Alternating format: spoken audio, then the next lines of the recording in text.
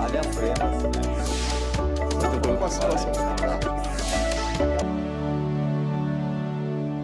Olá, seja bem-vindo a mais um programa em discussão especial. Nosso tema de hoje é a Lei de Liberdade Religiosa, o projeto de lei que tramita aqui na Assembleia Legislativa e também o respeito às crianças e aos adolescentes sobre o tema. Eu recebo aqui nos estúdios da Rede Alesp a deputada Damares Moura, do PSDB, também a deputada Janaína Pascoal, do PSL, e a doutora Zila Sanches, que é da Medicina Preventiva da Unifesp. Sejam bem-vindas à Rede Alesp. Vamos começar essa discussão. Começo com a senhora, deputada Damares Moura, contar um pouquinho do projeto de lei que tramita na casa, mas depois a gente entra no tema de hoje mesmo, que é a proteção aos adolescentes e às crianças dentro da religião.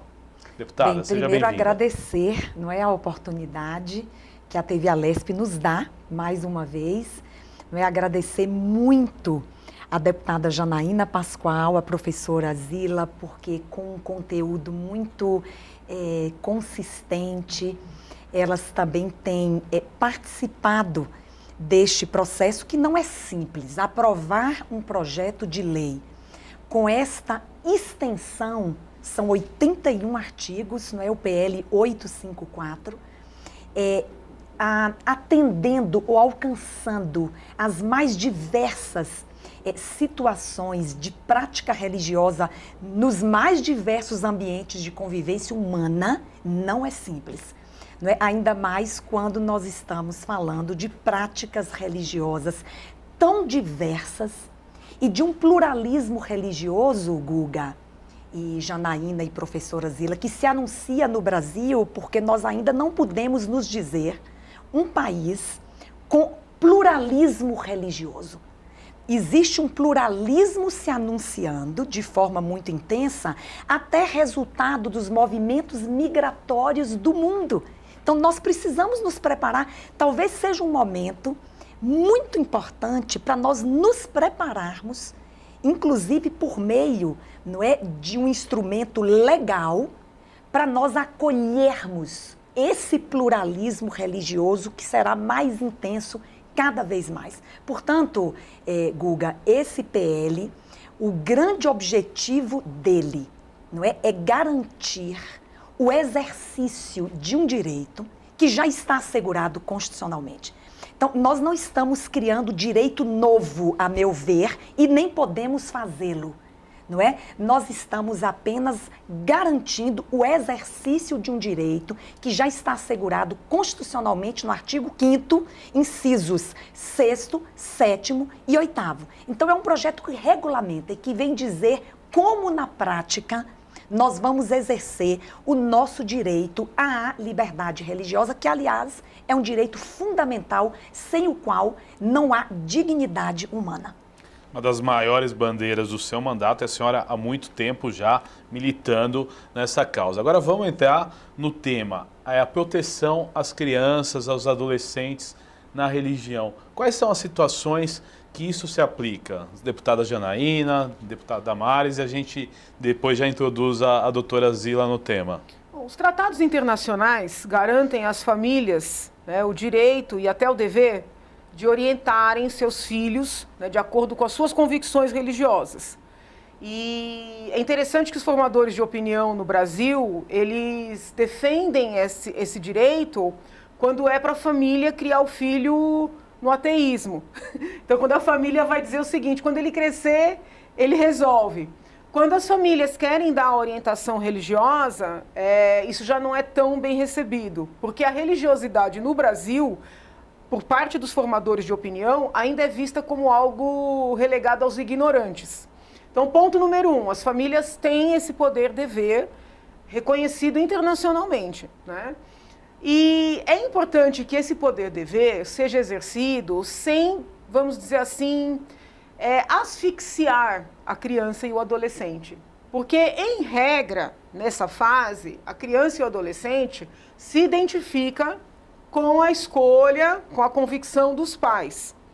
Porém, não é raro, né? Não são raros os casos em que, conforme vai amadurecendo, né, essa criança, esse adolescente, vá mostrando as suas próprias convicções pessoais.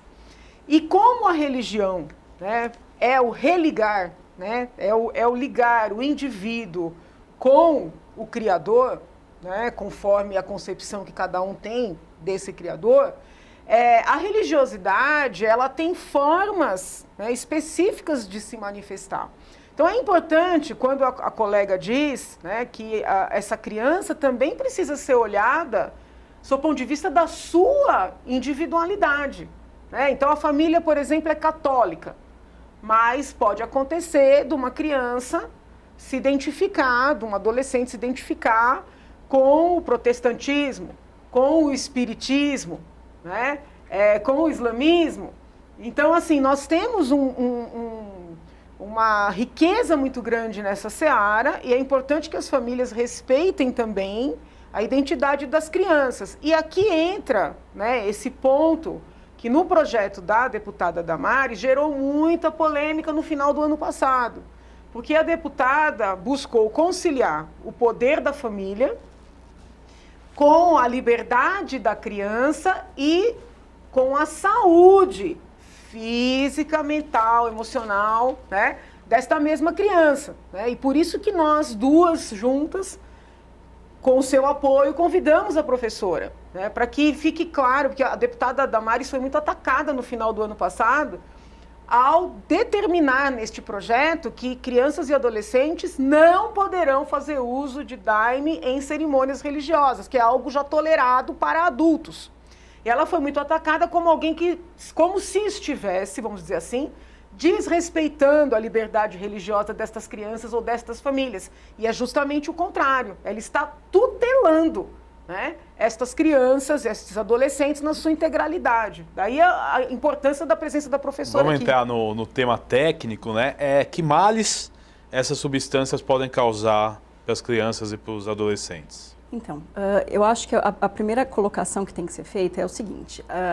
As pessoas costumam ter uma ideia de que a criança ela é um mini adulto, né? Então, eu tenho um coração menor, enfim, tem uma mão menor e tem um cérebro menor. Só que no caso do cérebro, ele não só é menor, como ele é mais imaturo do ponto de vista de formação.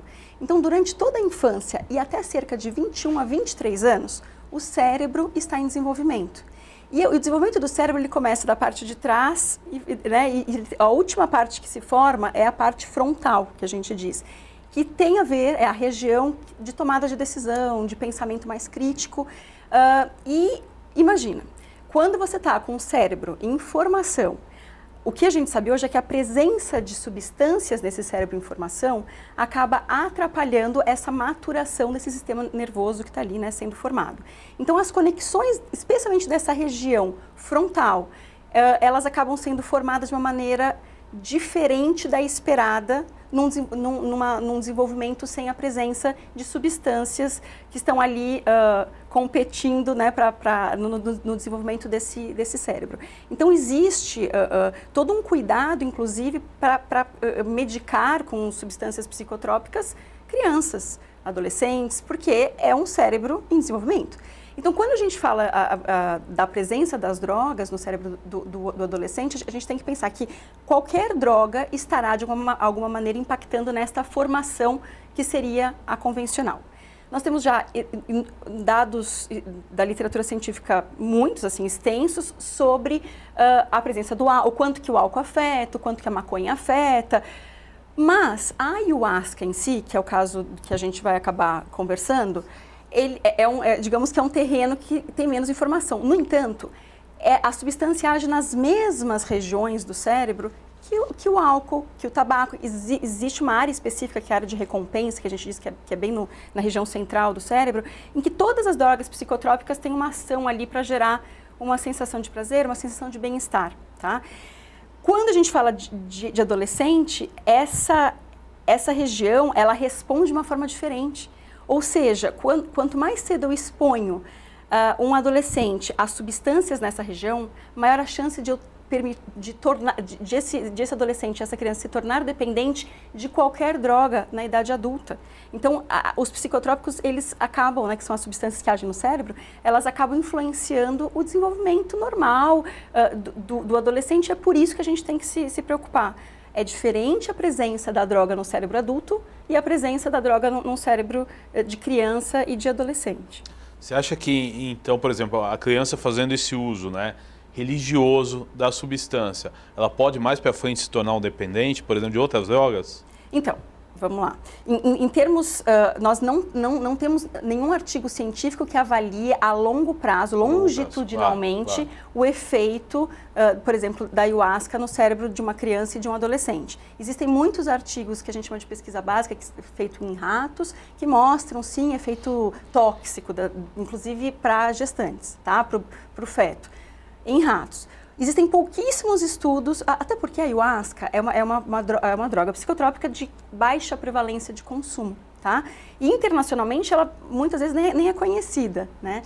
No Brasil nós temos pessoas que utilizam, mas é uma digamos assim, é bem baixinha a prevalência, tá? Então os estudos não são, nós não temos tantos, mas nós temos estudos que podem ser extrapolados. O que isso quer dizer?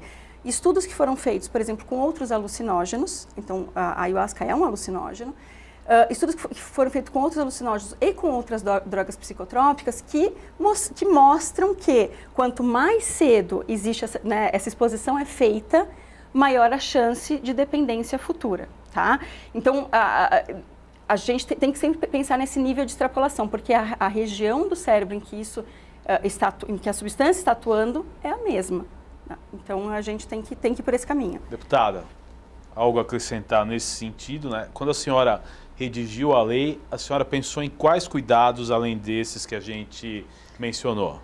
Eu queria acrescentar, falo agora até como advogada, que o ECA, que é uma legislação, a meu ver, uma das mais modernas e mais completas, não é? Na defesa e proteção da infância. Existem 2 artigos no ECA que garantem à criança, e aliás eles destacam que a criança e o adolescente é um indivíduo em desenvolvimento. Isso reforça o que tecnicamente a professora nos apresenta. Ele é um indivíduo em desenvolvimento e que, portanto, ele tem que ser salvaguardado de toda forma de exposição que viole, de alguma maneira, a sua integridade física e mental. Então, eu acho que, e aí eu vou até destacar quais são os artigos que tratam disso, para que o nosso ouvinte até confira, não é? O artigo 3º, que está lá no início do ECA, que traz os princípios gerais e garantidores, não é, dessa integridade que nós estamos buscando salvaguardar, não é? E a partir do 15, onde trata do direito ao respeito, à liberdade e à dignidade, eu gosto muito desses artigos, o 15, o 16 e o 17, não é? Eles são textuais, não é? Nós estamos falando de garantir na integralidade, ou seja, não deixar nenhuma dúvida de que a criança e o adolescente, ainda que no ritual religioso, porque talvez, Guga, o que mais crie resistências é porque as pessoas pensam assim, não, mas essa é uma prática religiosa. Não é? E se é uma prática religiosa, é bom, é sempre bom. E nós não estamos dizendo, o julgamento não é bom ou ruim. Nós estamos embasados em argumentos técnicos, científicos, que apontam que expor uma criança e um adolescente a substâncias psicotrópicas, não é, nesta idade, pode comprometer o seu desenvolvimento de alguma maneira. E como o ECA diz que na totalidade e na integralidade, a criança não pode ser exposta a qualquer situação que possa comprometer essa integridade física e mental, eu acho que está muito claro que nós não estamos aqui combatendo a religião, nós não estamos aqui violando a liberdade religiosa, de forma alguma. Estamos garantindo a proteção integral da criança e estamos, inclusive, criando uma regulamentação clara. Eu disse, não estamos criando direito novo, mas garantindo o exercício do direito à liberdade religiosa. Eu estou bastante segura, Guga, de que essa legislação, ela não é inibidora do direito de liberdade religiosa. Ela é regulamentadora e está garantindo o exercício com segurança, inclusive protegendo a saúde mental das nossas crianças e adolescentes. E é interessante, como esse é um tema que eu estudo já há algum tempo, eu tive a oportunidade de conversar com alguns policiais federais antes de ser deputado. E existe um mito de que o Daime, né, só é utilizado, por exemplo, por alguns grupos distantes na Amazônia, no Acre. Isso não é verdade. Existem grupos, né, religiosos em São Paulo, várias linhas dentro desses grupos, é importante que fique claro, porque as pessoas costumam, né, evangélico, todo mundo é igual, né, espírita, todo mundo é igual, daimista, não é assim, são vários grupos, são crescentes, estão se multiplicando, nós respeitamos todos eles, mas alguns deles ministram a substância para crianças de 7 anos. Com as consequências que a professora... Então, assim, nós não podemos fechar os olhos para isso, né? Antes de começarmos a gravação aqui, nós tentamos estabelecer um fio condutor para o nosso trabalho. E o fio condutor é a proteção da criança e do adolescente. Esse fio está presente neste tema, esteve presente na questão do parto para evitar as mortes dos bebês, está presente na discussão da emenda, né, para impedir ministrar hormônios transexualizadores ou bloqueadores para crianças e adolescentes. Está presente numa discussão que eu queria aproveitar, né, a presença da professora, toda essa discussão no nível já nacional de postergar, dos benefícios de postergar o início da vida sexual, né, na adolescência. Então, assim, o nosso objetivo aqui é garantir as garantias, garantir as liberdades, preservando aqueles grupos que são mais vulneráveis do que os grupos vulneráveis. Porque, assim, é muito interessante ouvir os parlamentares federais e estaduais que se preocupam muito com os grupos vulneráveis, né? Os negros, as mulheres, os transexuais, os homossexuais. Mas parece que a criança morre nesse mundo. É muito comum, eu recebo aqui vários projetos, propostas para proteção dos animais, por exemplo, né? E poucos que se preocupam com as crianças. Isso é uma coisa que me chama a atenção. Eu respeito as outras pautas, mas o nosso fio condutor aqui é esse, entendeu? Garantir as garantias e as liberdades, lembrando que estamos falando de seres em especial estágio de desenvolvimento. Então, assim, eu queria pedir, se possível, que a professora falasse um pouco sobre a pesquisa que ela está orientando, ou já terminou, né, que eu até li o texto, mostrando os benefícios preventivos em postergar o início da vida sexual. Eu queria antes só reforçar o que a deputada Janaína falou e já agradecendo, não é, esse apoio, essa parceria, não é, que eu tenho tido. As nossas discussões são tão frutíferas, não é? Eu só quero reforçar, uma infância aqui nesse país já tão desprezada. Uma infância nesse país, eu falo com tristeza, Guga, de alguém que atende crianças vítimas de abuso e violência, como eu faço há tantos anos, famílias que estão entristecidas, destruídas, porque suas crianças foram expostas ao pior dos crimes, que é a violação da dignidade sexual. Então, uma infância já tão desprezada, uma infância já tão relegada a um último plano, eu penso que legislações que estão despertando, não é, esta proteção com clareza e ênfase, elas deveriam ser reconhecidas como algo bom para a nossa infância e para a adolescência dos nossos filhos e das crianças desse país. Professora. Importante colocação, né, doutora Zila? Então, entrando um pouco na questão da prevenção, né, de um comportamento sexual precoce. O que a gente tem hoje realmente de dado internacional, assim, são dados, não é um tema novo, isso que é interessante dizer. A ciência internacional tem estudado isso desde a década de 60, inclusive há registros de estudos que tentam investigar quais seriam os melhores programas de prevenção a comportamento sexual de risco entre adolescentes, tá? Então, o que a gente sabe hoje? Então, no caso do estudo que eu orientei, que a deputada mencionou, nós encontramos um papel fundamental dos pais no atraso dessa iniciação sexual. Então, por que eu falo atraso? Porque a proposta é que esperar que o adolescente esteja mais velho para iniciar a sua prática sexual. Como assim? Por exemplo, o nosso estudo ele foi feito com crianças de idade média de 12 anos e meio. 12 anos e meio, eles estavam no 7º ano, 7º, 8º ano, tá? Então, tinha crianças, claro, de 11 até 14, mas uma idade média ali de 12 anos e meio. 13% deles já tinham iniciado a vida sexual. O que isso quer dizer? Nós estamos com crianças de 11 anos, 12 anos, começando a sua atividade sexual, quando, na verdade, elas nem têm uma formação física ainda para isso, né? Enfim, então, o que a ciência aponta hoje é, basicamente, um papel importante dos pais nesse processo de prevenção da sexualidade precoce e a sexualidade de risco, né?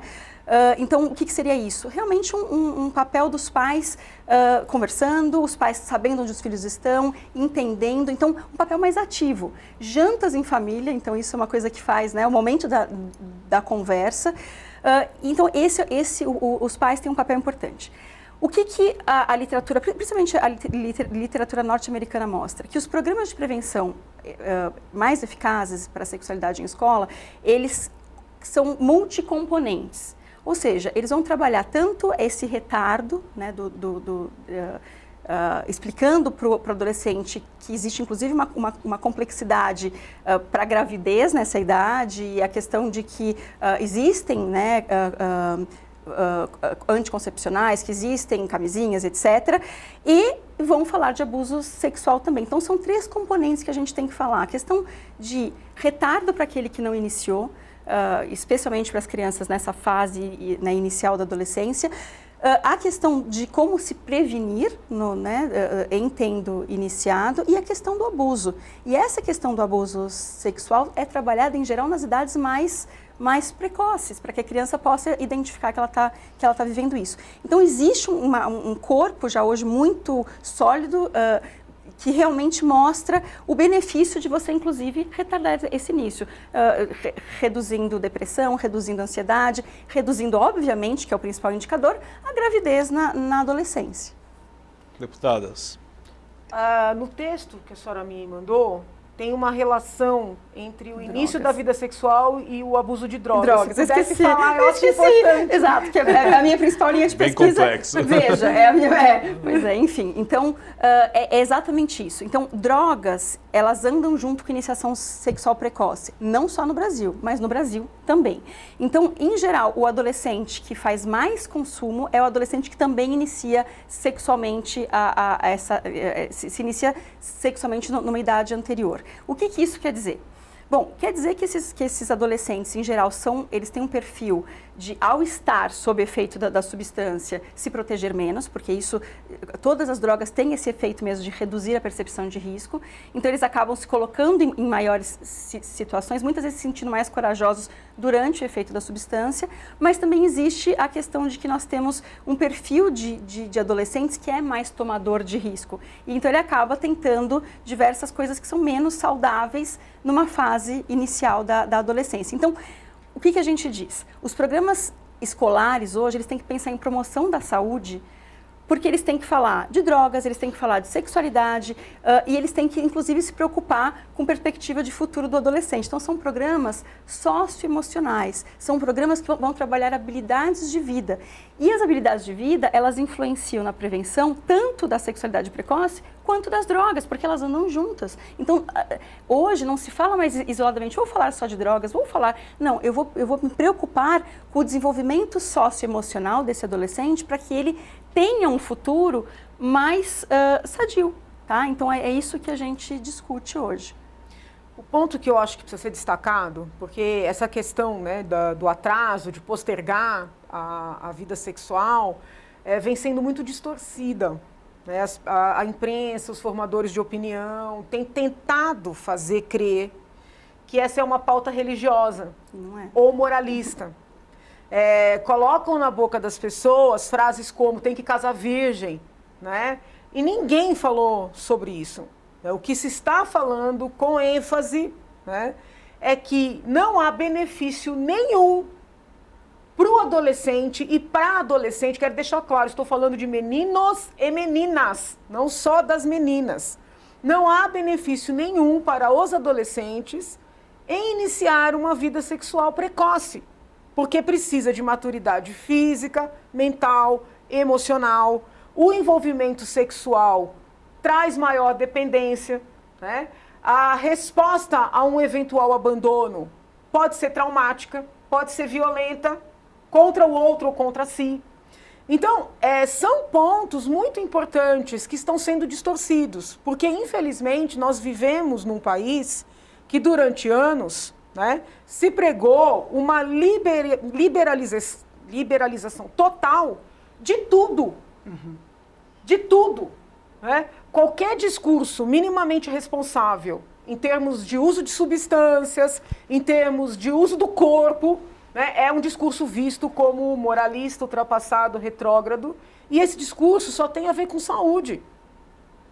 Quando eu fiz o apoio à ministra Damares, à secretária Ângela, nessa nova campanha, as pessoas começaram a dizer assim, não, isso aí é uma questão da família, isso aí não tem nada a ver com o Estado, né? E os hormônios? Né? Os hormônios estão presentes? Estão presentes, mas a gente pode trazer atividades para essas crianças canalizarem esses hormônios, como o esporte. Deputadas, vou pedir para a gente fazer um rápido intervalo, já já a gente volta com esse programa em discussão que hoje fala da liberdade religiosa e também da proteção de crianças e adolescentes. Eu já volto.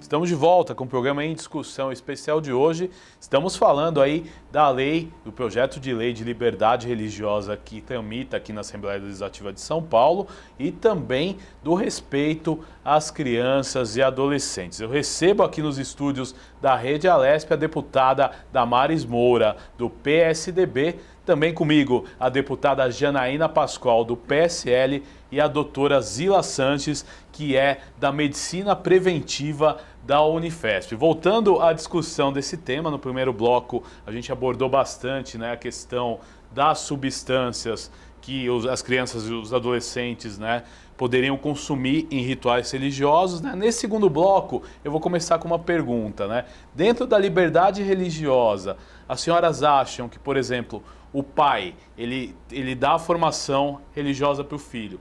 Chega no momento da vida, o filho ainda menor de idade, quer tomar um outro rumo, é uma questão... Como funciona essa questão? É importante Muito a gente... boa essa questão. Aliás, a lei trata disso também. Só destacando que o artigo que cuida das substâncias, nós não declinamos qual a substância.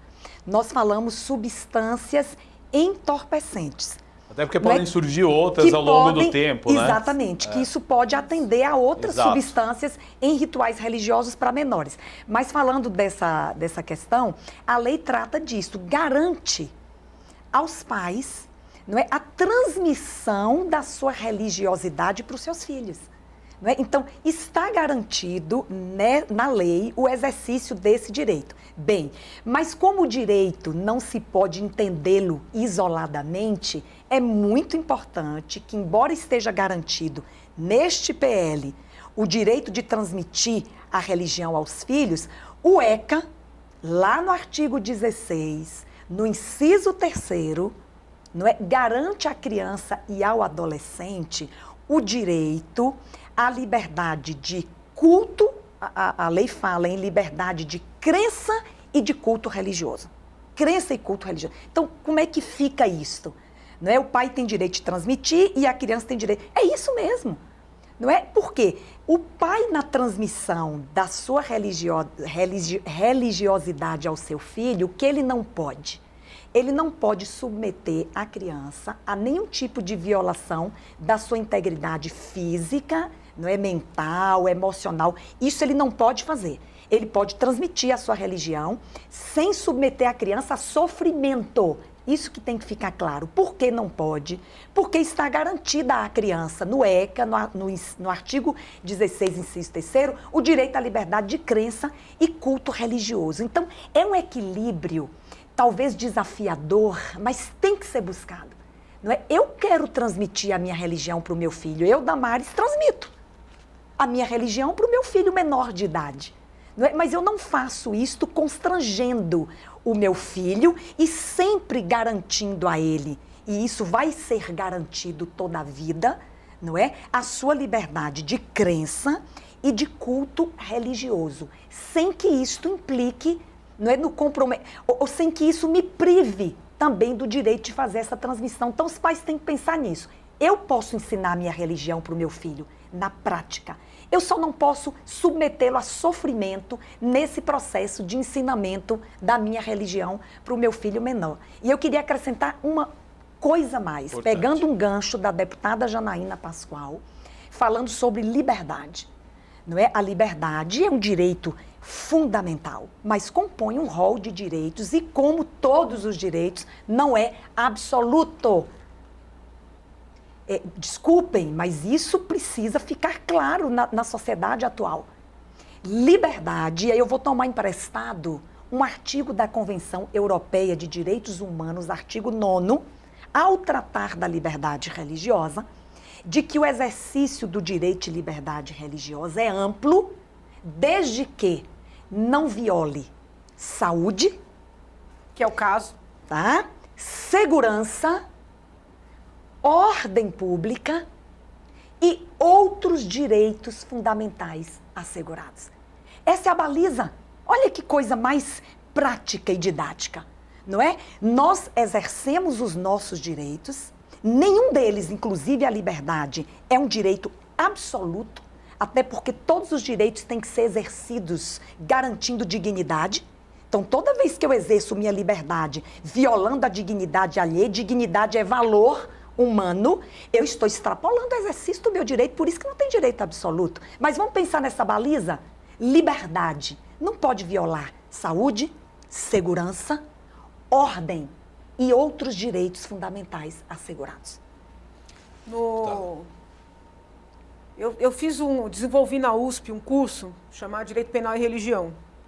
E uma das vertentes desse curso é mostrar o efeito preventivo da religião na seara da criminalidade, né? Nestes estudos que eu descobri a tese da professora Zilá. Então, eu conheci primeiro a tese e depois a pessoa. Interessante. E enquanto eu desenvolvi essa vertente, né, do efeito preventivo da criminalidade por meio da religiosidade, a professora desenvolveu no âmbito do uso de drogas, tá?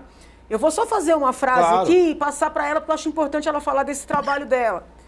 Entre dar um norte e não dar norte nenhum, entendo que a família não só pode, como deve dar um norte. Entendo. Na medida em que é um fato incontroverso que a religiosidade funciona como um fator de prevenção para muitos males, né?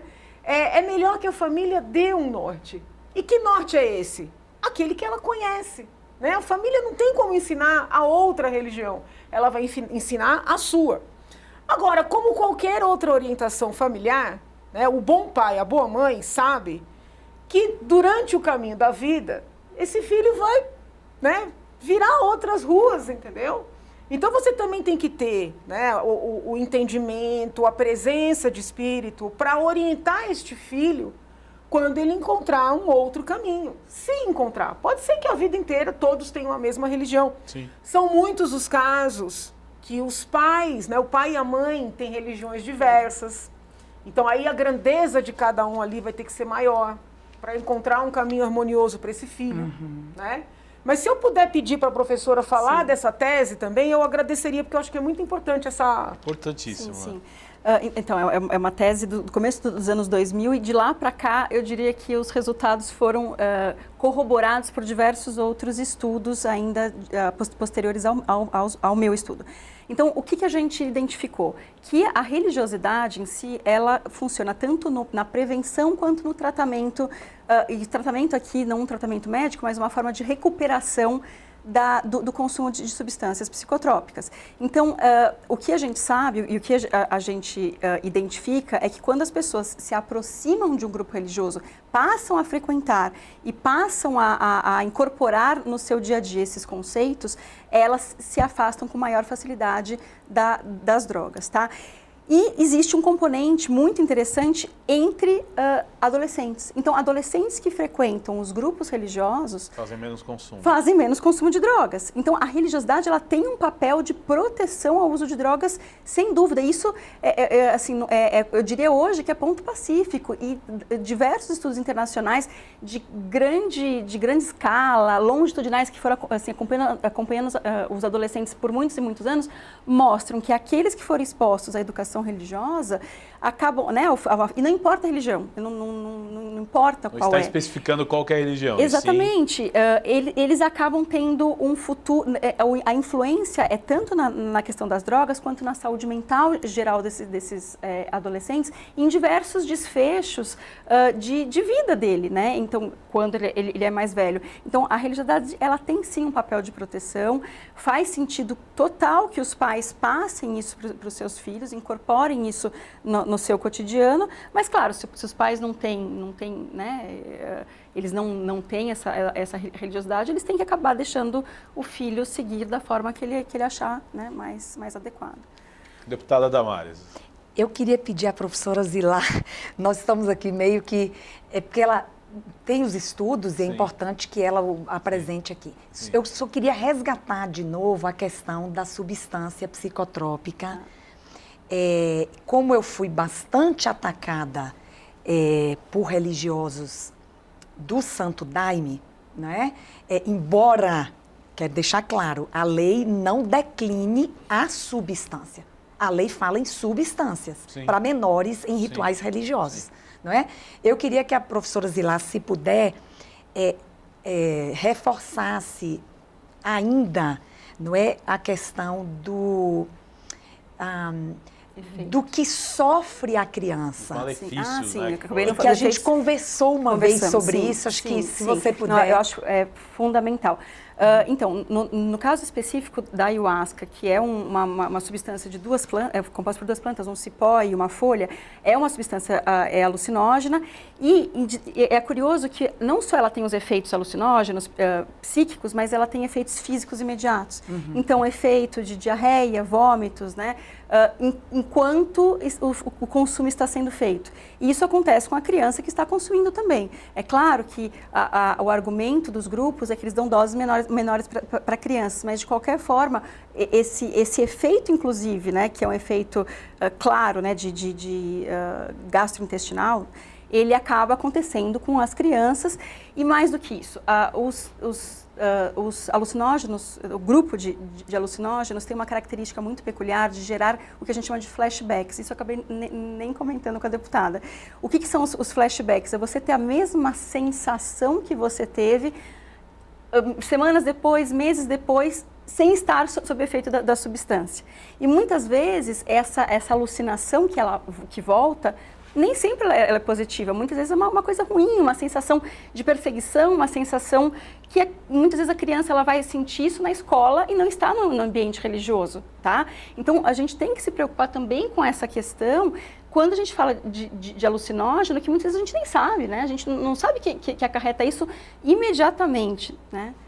Respondi? E aí, me metendo em seara alheia, a gente não pode deixar de dizer que essas substâncias todas, elas servem como catalisadores de eventuais problemas mentais. Exato. Né? Então, se você está lidando com uma pessoa, por exemplo, que tem uma esquizofrenia, que ainda não se apresentou, Não apresentou. Que muitas nem vai se a manifestar. substância pode servir como um gatilho. Exato. Né? Um fator de Quando você está lidando com um adulto, ele está correndo esse risco, ele sabe desse risco, para fins religiosos é autorizado, é tolerado. Mas quando você está lidando com um adolescente, pode ser algo pesado demais. Né? Então, assim, tem um risco, inclusive, de estartar a doença mental ou antecipar o aparecimento dessa doença mental. Agora, deputada, é importante a gente perguntar para a doutora Zila como funciona esse processo, né, desse gatilho, né? Tecnicamente falando, de repente a pessoa tem uma tendência a desenvolver uma doença mental, usa a substância e desenvolve a partir desse momento. Não, é exatamente isso. Então, funciona como um gatilho, um fator de risco, porque a pessoa ela tem algumas predisposições genéticas que podem ou não se tornar eventos físicos ou mentais, né? Na presença de substâncias alucinógenas, você tem um potencial de desencadear quadros que estavam ali esquecidinhos ou parados e que muitas vezes nem iriam Poderiam se manifestar. desenvolver durante a vida Inclusive, inteira. a gente viu casos, né, clássicos de assassinato Do cartunista. do né? cartunista. Eu ia falar jornalista, do cartunista associado a um quadro psiquiátrico desencadeado num evento desse. É claro que a gente tem que tomar cuidado para não estigmatizar esses grupos religiosos também, porque muitas vezes a gente fala desse assunto e dá aquela sensação de que todas as pessoas que consumirem vão ter esses quadros. Não, nós estamos falando de probabilidade. Então, quando você consome não só os alucinógenos, mas, por exemplo, inclusive existem estudos mostrando que a maconha tem esse efeito também, você aumenta a chance de que isso ocorra, é uma probabilidade maior de que isso ocorra. Isso tem que ser dito, tá? Mas, ou seja, para a criança, ela não tomou decisão, ela não tem ainda aquela capacidade de tomar a decisão de eu sei disso e mesmo assim eu quero me arriscar Exato, né? ela é vulnerável, e me né? expor a isso. Ela é vulnerável, exatamente. tudo isso. E tem mais dificuldade de tomada de decisão do que um adulto. Deputada. Aliás, a professora tocou num ponto, desculpa que é a questão da maconha. Tá um lobby desgraçado nesse país, entendeu? Desculpa o termo, não gosto dessa palavra, mas saiu. Para legalizar um monte de produto à base de maconha. Estão utilizando um argumento nobre, que é a questão daqueles poucos casos que têm convulsões, que precisam do medicamento. Então, não estou discutindo isso. Estão utilizando esse argumento nobre para criar uma indústria aqui dentro. Né? O interesse é um só, dinheiro. Muito dinheiro. Em muitos países do exterior, você tem até pirulito de cannabis. Né? Então, assim, foi bom a colega ter falado do efeito de gatilho também da maconha. Porque nós estamos transformando uma discussão que só tem a ver com dinheiro numa discussão como se fosse uma causa pró-saúde. Né? E as consequências disso para a infância e para a adolescência, só o tempo vai mostrar. Então é só um parênteses aqui. Deputada Damares. É só falar da autonomia da vontade. Gostei muito do que a professora Zila colocou aí no finalzinho da fala dela, que é a questão da autonomia da vontade. Né? O maior de idade, e a lei não cria qualquer tipo de restrição ao maior utilizar a substância que ele achar que convém em rituais religiosos. Mas a criança, qual é a condição que ela tem de fazer aquela escolha? Com os efeitos que poderão, não é, advir desta escolha. Qual a consciência que ela tem, não é, de que ela está escolhendo usar e que ela está exposta a efeitos e consequências futuras? Qual é a consciência? Eu acho que é até injusto não é você oportunizar a criança a utilização dessa substância sem qualquer consciência da criança a respeito das consequências futuras. Será se ela tivesse esta consciência, ela faria esta escolha? E aí eu quero acrescentar, Guga, deputada Janaína e professora Zila, no meu Facebook, dentre os argumentos utilizados nos ataques que eu recebi, não é? Foi dito que, então, nesse caso, criança não pode mais usar a hóstia, a criança não pode mais ser batizada, que são rituais religiosos. A criança não pode... Quer dizer, é uma comparação totalmente despropositada. Sim. Não é? O uso... não pode tomar a Santa Ceia, para aqueles que têm essa prática religiosa, não é? A criança... É totalmente despropositado. Qual é a consequência para a criança? Fisiológica. Fisiológica, mental, mental, na formação dessa criança, ao tomar a hóstia, ao participar de uma Santa Ceia, ao ser batizada, porque tem bebês que são batizados. Qual é a consequência que há? Mas, deputada, essa foi muito a linha de argumentação com relação aos hormônios. Quando a gente começou a discutir os males que os hormônios causam no corpo, a questão é fisiológica de uma criança, e sem entrar no mérito do arrependimento, né? Nada disso, fisiológico. Muita gente disse assim, mas se a criança tem câncer, não tem que fazer o tratamento para o câncer? Eu falei, mas espera aí, a criança está com uma doença tem física, a ver uma coisa com a outra, precisa né? de um medicamento. Aqui você tem uma criança com o corpo absolutamente são, e estão enfiando, sem que ela tenha consciência das consequências, agentes externos, com repercussão fisiológica, uma delas aumentar o risco de câncer. Então, assim, é importante a gente trazer esses argumentos, né, para o debate, para que quem está acompanhando, os colegas deputados que precisarão se debruçar sobre isso, compreendam a diferença de dimensão. Exatamente. Exatamente. Né? Exatamente.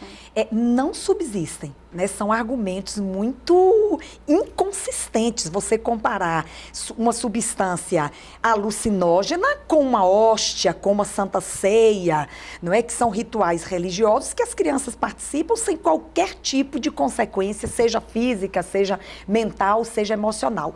O que a gente está dizendo aqui, Guga, e acho que isso tem que ficar bastante claro, né? Nós não estamos cerceando a liberdade religiosa da criança e da adolescente.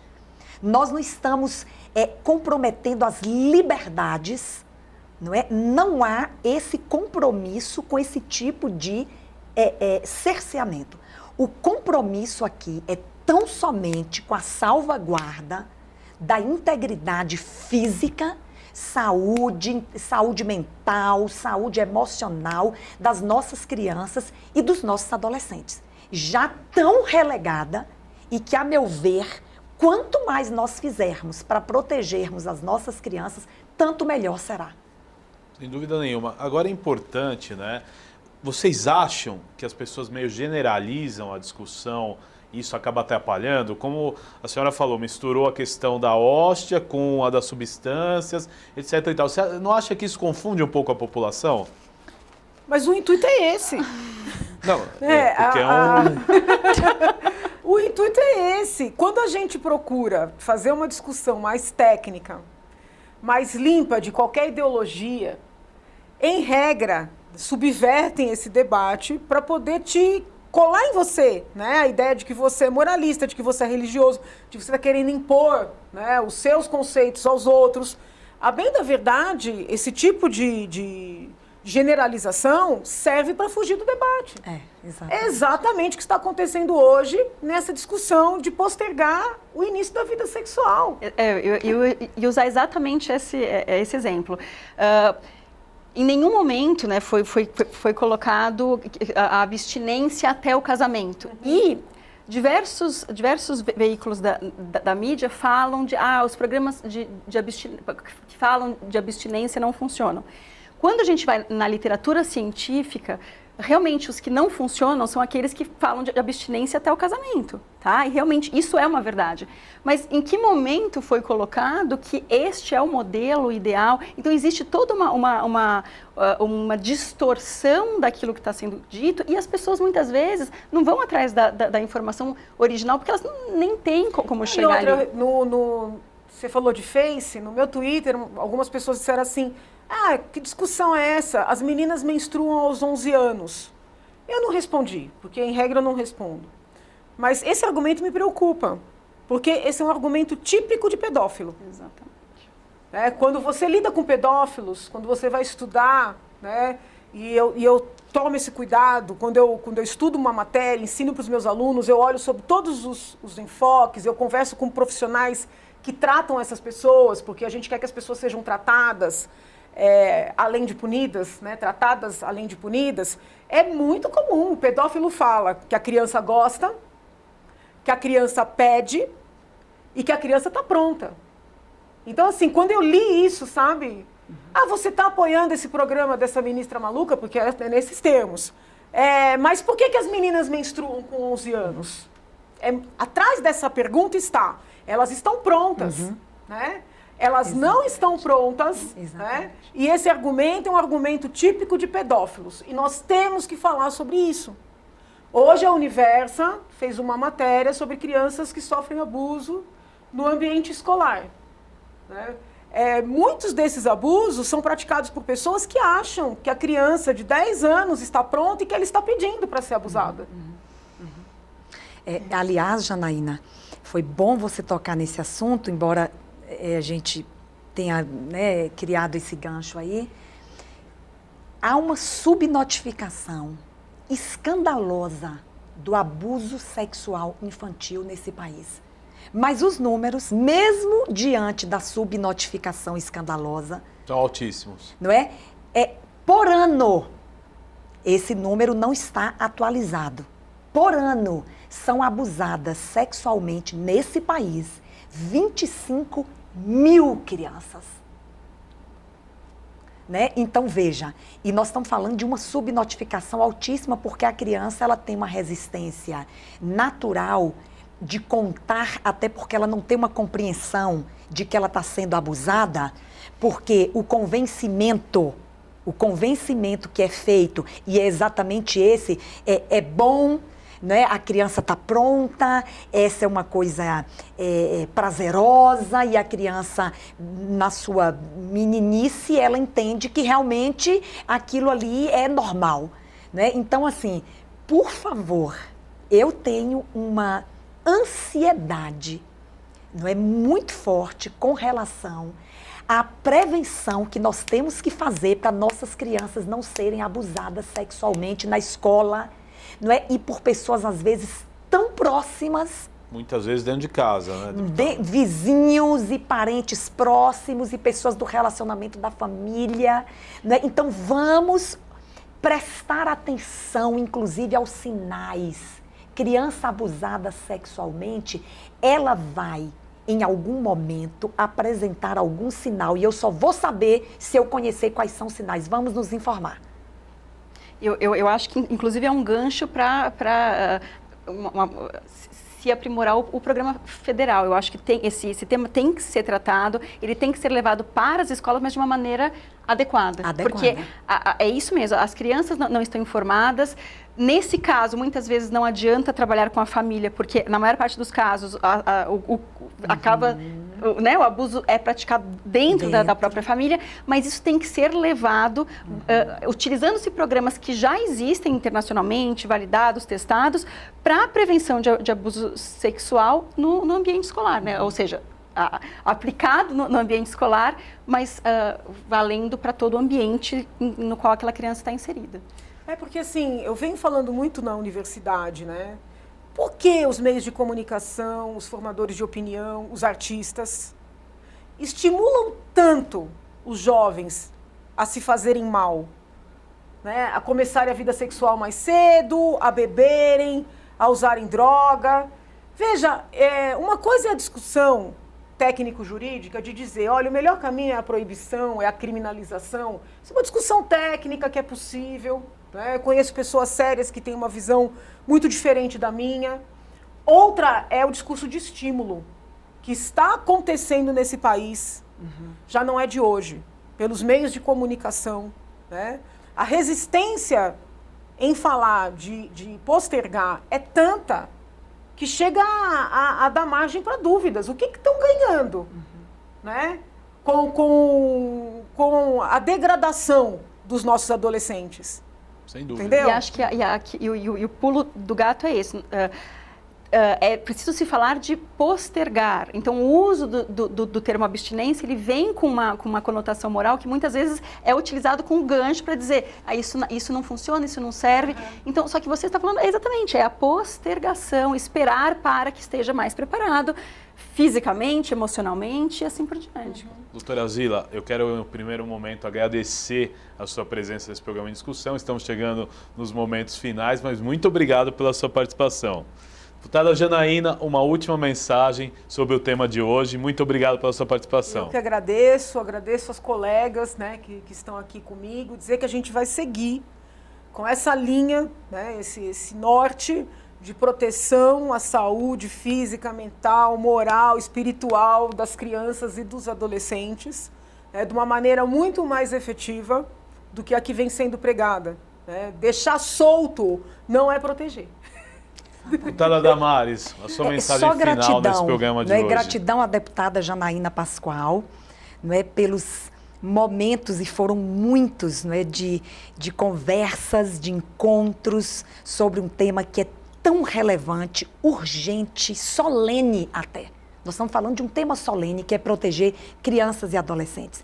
Agradecer à professora Zila também pelo tempo, não é, que tem dispensado a mim nas nossas conversas, não é, pelo apoio, pelo conteúdo técnico que trouxe aqui hoje, que foi muito esclarecedor e que embasa, fortalece, fundamenta, né, o projeto de lei que está aí já tramitando na casa e que a gente espera que seja aprovado, não é, com as devidas, se necessário for, adequações. Estamos abertos. E agradecer a você, a TV Alesp e os nossos ouvintes aqui da TV. Muito obrigado pela participação de vocês. Este foi o programa Em Discussão especial de hoje. Falamos aí do projeto de lei de liberdade religiosa e também da proteção de crianças e adolescentes. Você pode ver e rever este e outros programas em nosso canal no YouTube. Até o nosso próximo encontro. Tchau!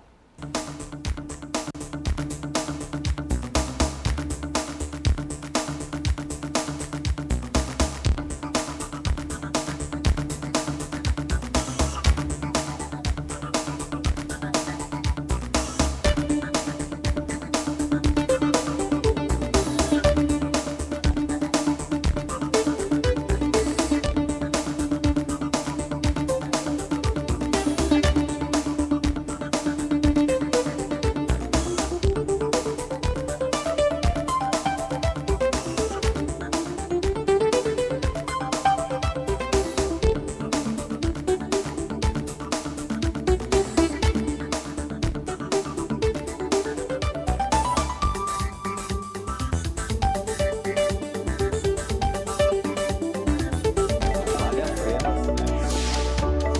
Situação